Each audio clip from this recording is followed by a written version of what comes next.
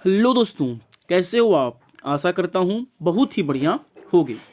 दोस्तों, पिछले वीडियो में हमने असर रिपोर्ट 2023 के बारे में अध्ययन किया है।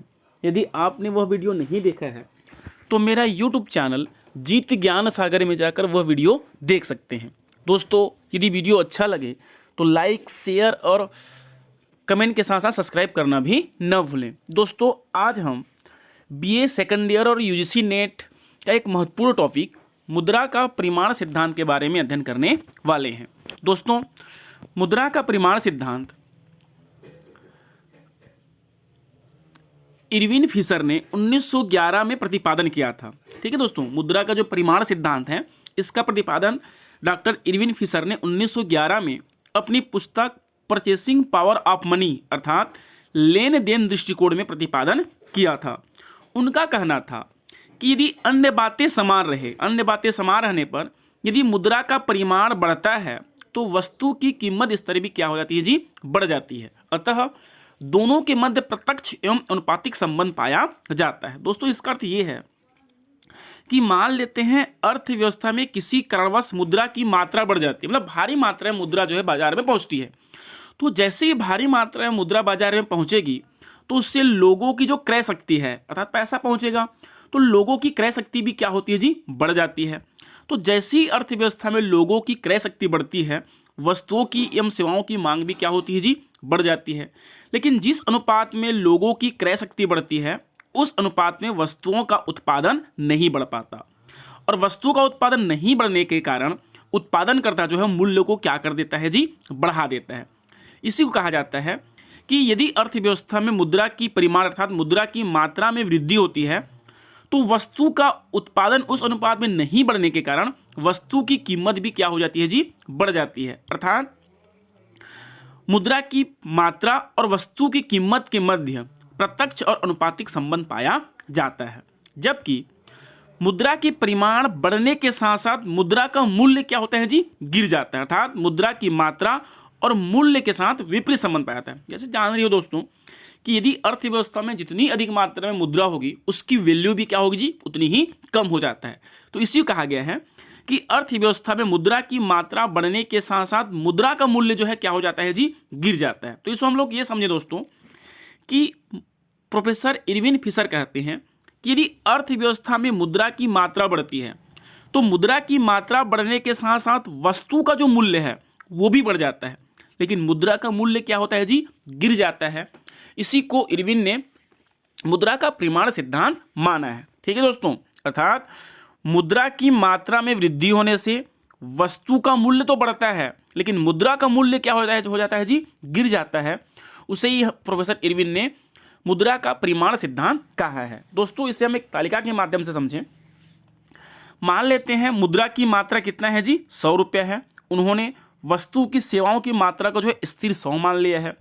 ठीक है, तो ऐसी स्थिति में सामान्य कीमत स्तर भी कितना है जी, 1 रुपया है, और मुद्रा का मूल्य भी कितना है, 1 रुपया है। ठीक है, एम टी अर्थात एम मुद्रा की मात्रा, टी आपका वस्तुओं की एवं सेवाओं की मूल्य।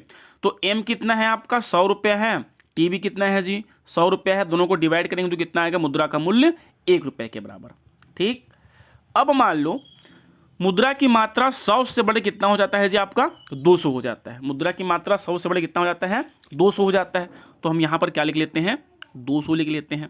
ठीक, हमने वस्तुओं सेवाओं की मात्रा को क्या माना है, स्थिर माना है, तो इस तरह से हम क्या करेंगे, 100 लिखेंगे।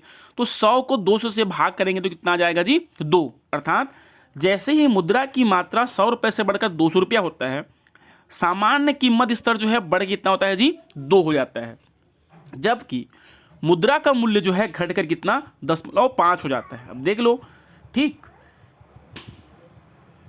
पहले कितना था, 1 था, है ना। अब प्राइस कितना है जी, प्राइस कितना है हमारा, 2 है, तो कितना हो जाएगा, 0.5 आ जाता है। उसी प्रकार से यदि मुद्रा की मात्रा 200 से घट कितना हो जाए, 50 हो जाए, अर्थात बाजार में 200 इकाई मुद्रा था, अब वो घटे कितना हो जाए जी, 50 हो जाए, तो हमारा कितना हो जाएगा, 50/100। तो इस तरह से 2 कितना हो जाएगा, 5 हो जाएगा।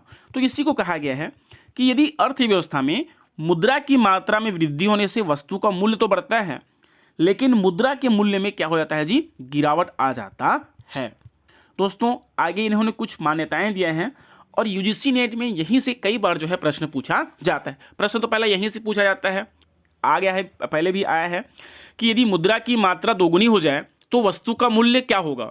तो मुद्रा की मात्रा दोगुनी होने से वस्तु का मूल्य भी क्या हो जाता है जी, दोगुनी हो जाती है।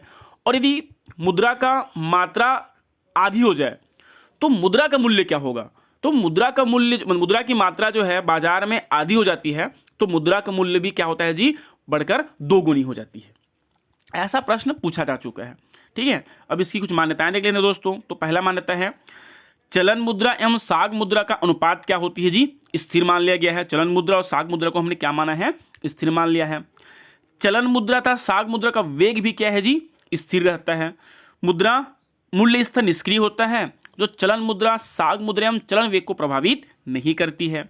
चौथा हमने देखा है कि व्यापार की मात्रा या वस्तुओं सेवाओं की मात्रा भी क्या होती है जी, स्थिर होता है।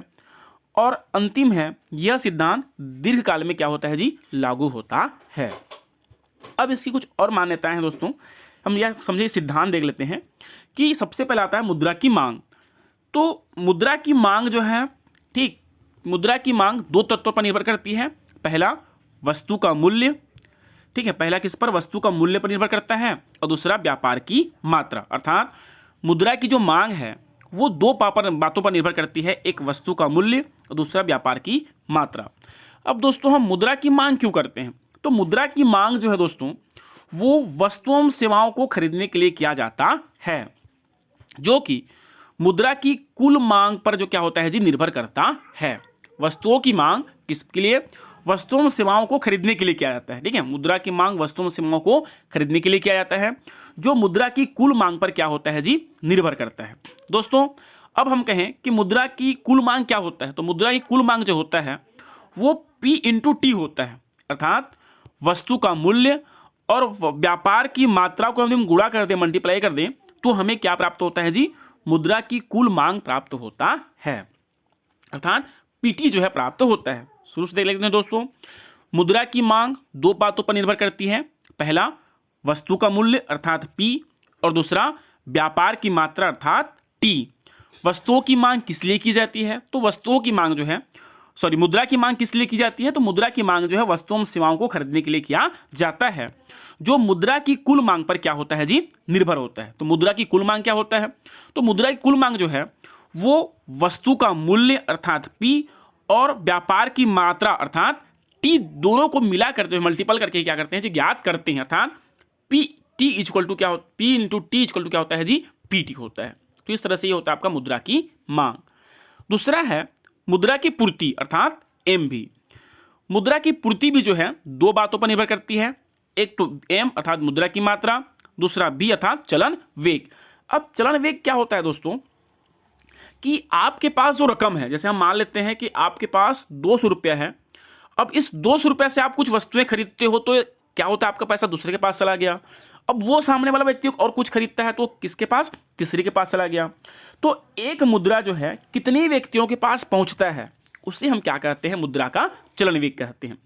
तो मुद्रा की पूर्ति जो होती है वो मुद्रा की मात्रा और उसकी चलन वेग अर्थात B और M और V पर क्या करता है जी, निर्भर करता है।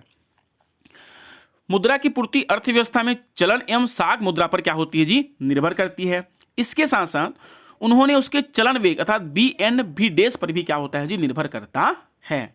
तो इस तरह से प्रोफेसर इरविन फिशर ने मुद्रा परिमाण सिद्धांत में दो तत्व, एक तो मुद्रा की मात्रा PT और मुद्रा की पूर्ति MV को लेकर जो है अपने सिद्धांत का प्रतिपादन किया है। दोस्तों अगला आता है संतुलन की स्थिति।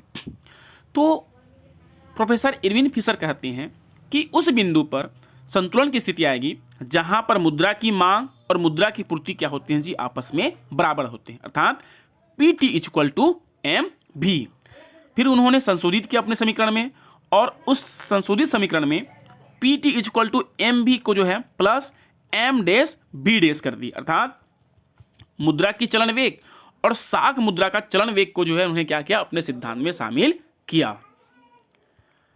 अगला आता है दोस्तों कि वस्तु का मूल्य सामान्य कीमत स्तर ज्ञात करना है। यदि वस्तु का मूल्य ज्ञात करना है या सामान्य कीमत स्तर ज्ञात करना है तो उसके लिए हमारे पास सूत्र होता है P equal to m dot v dot plus m dash v dash upon t। ठीक है, यदि आपको वस्तु का मूल्य ज्ञात करना है या सामान्य कीमत स्तर ज्ञात करना है तो उसके लिए हमारे पास सूत्र होता है m dot v plus m dash v dash upon t होता है। उसी प्रकार से यदि आपको मुद्रा का मूल्य ज्ञात करना है तो मुद्रा का मूल्य ज्ञात करने के लिए हमारे पास सूत्र होता है 1/p 1/mv plus m dash v dash होता है दोस्तों। ठीक है, यदि आपको मुद्रा का मूल्य ज्ञात करना है तो 1/m dash v dash plus m dot v dot plus m dash v dash होता है। ठीक है, तो दोस्तों आज हमने इस वीडियो में मुद्रा का परिमाण सिद्धांत देखा है। आने वाले वीडियो में हम मुद्रा के परिमाण सिद्धांत का कैम्ब्रिज सिद्धांत, जिसमें नगद शेष दृष्टिकोण में प्रोफेसर कीन्स, मार्शल, पीगू और रॉबर्टसन का भी जो सिद्धांत है उसके बारे में अध्ययन करेंगे। दोस्तों आपको यह वीडियो अच्छा लगे तो लाइक, शेयर और सब्सक्राइब करना न भूलें। Thank you.